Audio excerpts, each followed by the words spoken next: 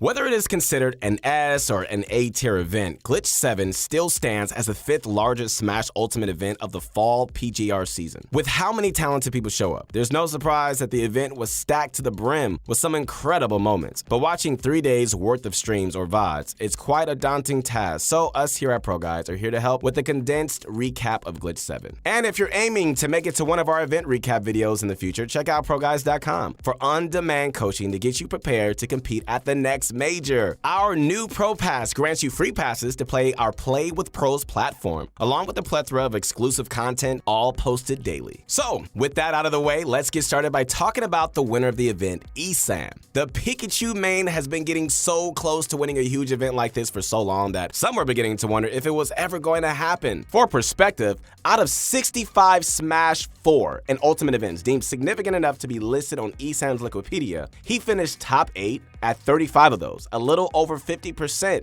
4 of those are first at smaller events like Smashadelphia.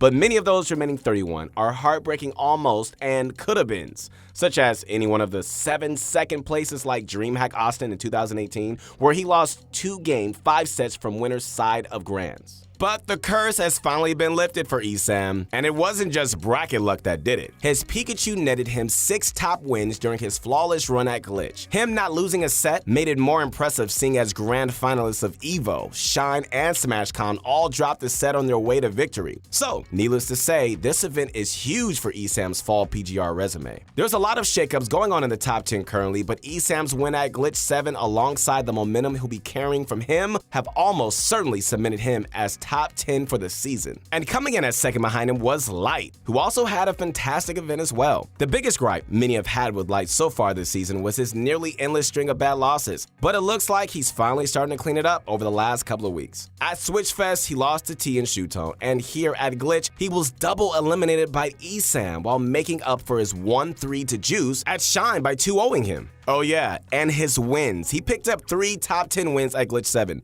double eliminating Dabuz and taking a highly coveting win over Samsora. So, overall, a great event for Light, and shows us that the lack of high-level foxes does not mean he's a bad character. And speaking of Sam, he had his first off weekend and first loss to a player not named MKLeo or Tweak since Low Tier City 7. Beyond this aforementioned loss to Light, he also dropped a close Game 5 set to Nairo, even with Nairo essentially throwing away a Game 1 by going Ganon instead of Palu. Picking up wins over Wadi and MVD are great and would be the signs of a hallmark tournament for many other players, but when you're fighting tooth and nail for the title of the second best in the world, it's underwhelming for sure. Fortunately for Samsora, the other contender for this number 2 spot, Tweak also fell a bit flat, placing 5th at Glitch 7 as well. His character crisis still continues on with the release of Banjo, as he spent most of the event playing him in sets while occasionally switching back to Pokemon Trainer for particular favorable matchups. Circling back to the discussion on number 2, Samsora and Tweak both had very comparable events in both the wins and losses column. Tweak also picked up 2 top 50 wins, barely scraping by in Game 5 set against Dark Wizzy and picking up a 3-0 win over Void. So, with all this in mind, Samsora still feels like second best in the world to us here at ProGuides. It honestly just feels like Tweak needs to just find a true main.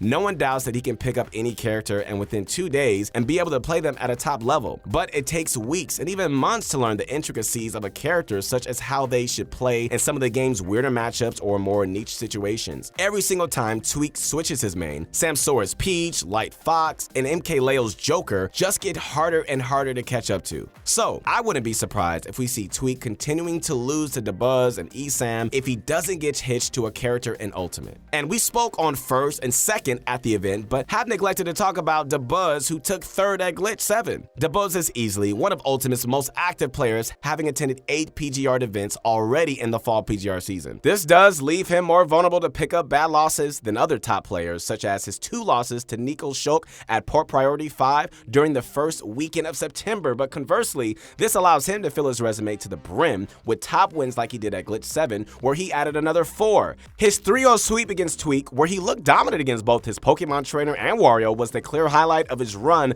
but another 3-0 against Nairo isn't too bad either. Dabuz reminds me a lot of SFAT, for those of you who also follow Melee. He's a player that has been solid for such a long time and almost always performs as expected that people often forget just how good of a player he is. So, take Glitch 7 as a reminder that Dabuz is and will continue to be one of Ultimate's best. Void has easily been one of the biggest victims of the patches to Ultimate with the nerfs to Pichu, causing his Ultimate career to take a huge nosedive. But although his 9th at Glitch wasn't a miraculous return back to his days of being a top 10 player, it's for sure a start. Sheik being able to take sets off of top 50 players can be classified as miraculous though. The general consensus is that the character has to work so much harder to rack up percent than every other character in the game, all with having a lot of trouble finishing off stocks. So, despite her having things such as up air that can drag players down like Joker, people tend to stray away from the character. But despite all of this, the Smash 4 Sheik God Void was able to make her work. The thing that excites me the most about Void showing at Glitch 7 is not his wins, but his losses. 2 0-3 sweeps by Tweak and Wadi may seem like an odd thing to get excited about, but this marks the first event in the fall season where Void didn't lose to an unranked player at a major event, which really does show how far he slipped. And seeing him also still being able to make Pichu work against Leon's Bowser also must be super reassuring for CLG fans that now see all the months of training for the character weren't for nothing. So, Void isn't back yet, but it looks like he's finally found a foothold and will be able to start climbing his way back up the mountain. We can only hope for some justice in the form of Sheik's buffs to help ease Void's climb back up, but hopefully he won't need it. And before we wrap up this recap, we want to touch on a few players who weren't able to hold seed and got upset at the event. Cosmos is another player who has had an oddly dramatic fall from grace this PGR season. He was ranked as the 11th best in the world in the first half of the year, but now we may be barely in the top 50. Cosmos hasn't attended much, so let's give you all the data for this season. He started off the year with his best event, a 5th at Low Tier City. Here he picked up a win over MVD, who stands as the only player he's beaten this PGR season while losing to Elegant and Dabuz. Not a bad start. Next was an abysmal 65th at EVO, losing to 2 unranked players, Japan's Shogun and longtime smasher Larry Lur. And lastly, we have his most recent 13th at Glitch, where he beat MVD again while losing to 21st ranked Wishes and Area 51 member ZD. This certainly isn't the resume of the 11th best, and it's debatable if he'll even make the top 50 in this state. What isn't debatable is the fact that Cosmos is another player that has fallen off hard, but him attending Glitch and main stage on back-to-back weekends is hopefully a sign that he's getting into the flow of competing more regularly, which will hopefully signal return to form. Next up, we have Rivers, Puppey, and Yeti, all who got upset twice to finish at 33rd. Rivers, formerly known as Shoyo James and the highest ranked of the three, was first upset in winners by Louis Money's Fox. Many thought that Louis Money was snubbed by only being an honorable mention on the last PGR, but with wins over Shootone, Wadi, and now Rivers, he's almost certainly a lock for the rankings. Isman, a Wario main from Texas, was then the player who eventually eliminated Rivers from the event. Isman is a name you may be less familiar with, but he's poised to make a ranking bid of his own this year, as well with wins over Stroder and Fatality, as well as taking Sam Sword to Game 5 on his home turf at Low Tier City. Next over to highlighting the players who overcame Puppey, the first loss came to Mr. E, the Lucina main from New York, which really isn't too shocking of an upset, seeing how much of a household name he is in the Ultimate community. SMB, Puppey's other loss, not so much. SMB is a Luigi main from Connecticut, formerly known as Scott, and may be a sign of the dormant Luigi threat in Ultimate finally awakening. So keep your eyes out for SMB, Elegant, and other Luigis in the coming months to see if this Luigi revolution is the real thing or is it just a misfire. And the last of these 33rd finishers is Yeti. His first loss to Void was only of a 4 seed difference, so that one isn't much of a cause for concern. But his second one to young Eevee, who wasn't even seated at the event, this young Eevee from the Netherlands is one of the few players holding it down for Bowser Jr. in Ultimate, and their win over Yeti marks the first real break into the spotlight in Ultimate. We don't see much of the character, and it often can be hard for European players to make it out to the US for events, but I hope we can get to see more of what young Eevee is capable of in the future. The last underwhelming showing I want to highlight before we end this video off is from Mute Ace, who didn't even make it past day 1 at Glitch by finishing at 97. The first loss came against Juna's Game & Watch, who is a player that I, unfortunately, wasn't able to find any more info on besides that they're an unseeded player from the Southern Virginia region. And the other loss came from Riddier, a Florida Pichu main that has been floating on the precipice of becoming a top player since the days of Smash 4.